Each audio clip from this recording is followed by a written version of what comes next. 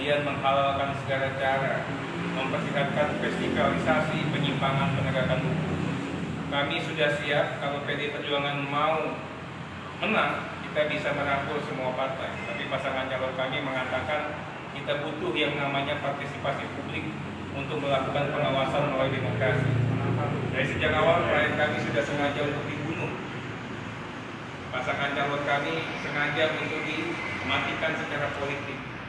Dicoba untuk yang hanya boleh main hanya 2 orang melalui pasangan partai politik.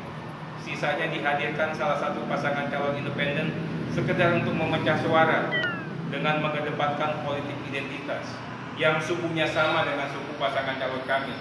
Yang calon bupatinya Simbolon dihadirkan warga Simbolon, yang calon wakil bupatinya Sinaga dihadirkan Sinaga. Tidak sampai itu, kami juga melihat adanya kejahatan demokrasi yang berbalutkan pencucian uang, tindak pidana korupsi melalui modus money politics. Bayangkan pilkada di Kabupaten Samosir dengan memperlihatkan PAD-nya yang hanya sederhana dan sedikit. Ada pasangan calon yang berlomba-lomba mau menggelontor uang sampai ratusan miliar. Satu kepala lebih dari 1 juta. Mulai Desember tahun lalu diberikan 60.000 paket sembako, paket parsel. Bulan Mei diberikan paket sembako 60.000. Diberikan 120.000 masker. Mendekati hari H dilakukan pendataan yang harga satu KTP-nya 30.000.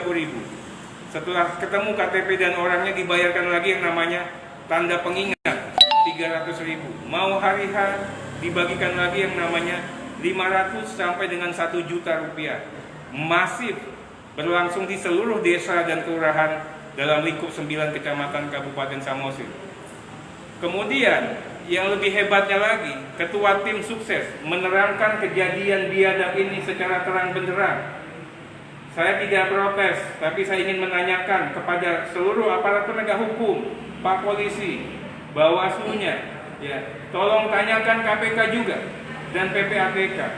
Berasal dari mana uang sebanyak itu? Pasangan calon nomor 2 si pemberi uang, Pandiko ini hanya tenaga harian lepas yang gajinya nggak sampai 5 juta. Apa uang dari bapaknya? Apa bapaknya yang mantan, ya, kepala balai di PUPR atau mantan sekretaris Dirjen yang uangnya bisa ratusan miliar? Berapa rekening tabungan bapaknya? Kalau bukan begitu, PPATK tolong cek rekening uang ini dari mana? Apa dari pengijon-pengijon proyek yang tatkala pasangan calon nomor 2 ini menang, proyeknya dibagikan? Atau ada aroma 6 triliun Kabupaten Samosir dan sekian triliun ini akan dihisap melalui pengijon-pengijon itu? Kemudian, ya, ingin saya tanyakan lagi, apa kepentingannya, ya, sehingga harus digelontorkan dana sebanyak itu? Oh, kan cuma 1 juta. Bapak bisa bayangkan, satu kakak isi 9 orang sudah 9 juta. Pilih mana? Pilih Pak Rapidin atau pilih motor Honda? Ini yang saya katakan kejadian ini begitu tragis. Bagaimana komersialisasi demokrasi, bagaimana pemegang kapital bisa menentukan pasangan calon yang akan dihadirkan di setiap daerah. Pembelaan ini, perjuangan kami ini bukan hanya untuk membela seorang Rapidin atau membela calon yang diusung oleh PDI Perjuangan. Perjuangannya perjuangan rakyat.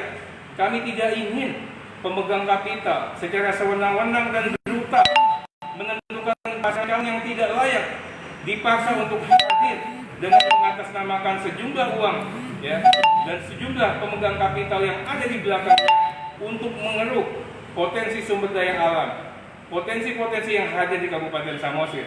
Maka dari itu kami mohon betul teman-teman di kepolisian, Mabes Polri, tolong turunkan yang namanya Propam Mabes, Pak Irwasumnya hadir, Pak Kompolnasnya juga hadir.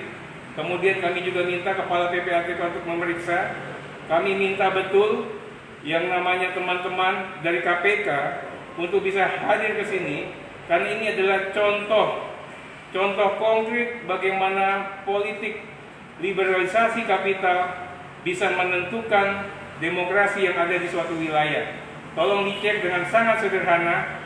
Banyak nama-nama yang sudah saya sebutkan tadi, ditanyakan asal uangmu dari mana, kenapa kamu punya uang sebanyak itu, diberikan dalam bentuk apa, Nah ini semua akan terjawab dengan sangat sederhana. Bang, laporan ini sudah sampai ke Bawaslu, kemudian sudah diterapkan dari sudah ada melengkapi materi secara formil, itu seperti apa laporannya mungkin? Pada hari ini tim sukses melalui ketua tim telah menginstruksikan kepada tim hukum, Badan Bantuan Hukum dan Advokasi Rakyat DPP PDI Perjuangan mengajukan permohonan pendiskualifikasian pasangan calon Pandiko sebagai pasangan calon yang ada di pemilu atau pilkada di Kabupaten Samosir.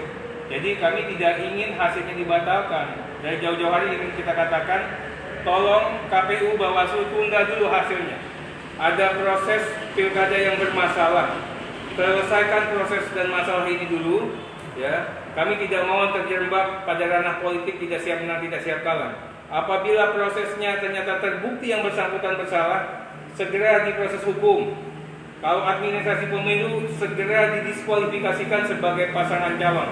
Ya, sehingga jangan sampai nanti ditetapkan sebagai pasangan calon terpilih akan mendapatkan kegaduhan baru di tengah masyarakat. Berikutnya kami juga berharap semua aparat penegak hukum mulai saat ini bekerja untuk mencermati proses-proses penyimpangan, baik itu perilaku kriminal dalam bentuk korupsi maupun pencucian uang dan praktek-praktek penyimpangan yang melawan hukum yang saya katakan tadi. Tanggal berapa dilaporkan itu Bang? Udah dari sebelumnya. Jauh hari sebelum hari. Iya. Nah, tadi kita masukin lagi buat